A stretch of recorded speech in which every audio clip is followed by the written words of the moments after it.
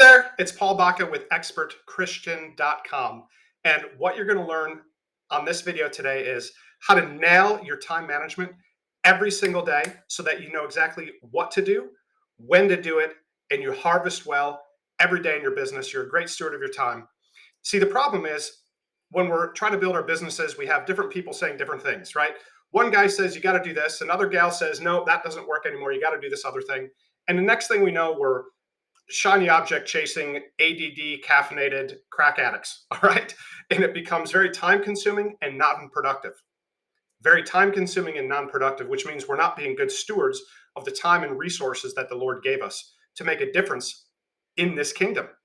So the year is 1918. Charles M. Schwab is the president of a small steel company. He arranges a meeting with Ivy Lee, a productivity consultant. On the appointed day, Lee outlined his firm's services and promised, with our service, you'll know how to manage your people more effectively. Schwab said, we don't need more knowing, we need more doing.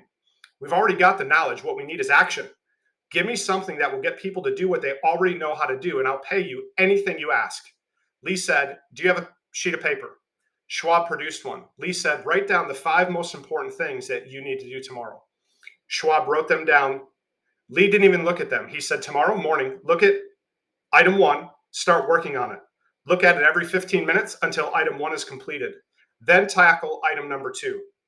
If it takes you all day to complete item 1, at least you will be working on the most important thing you need to do that day.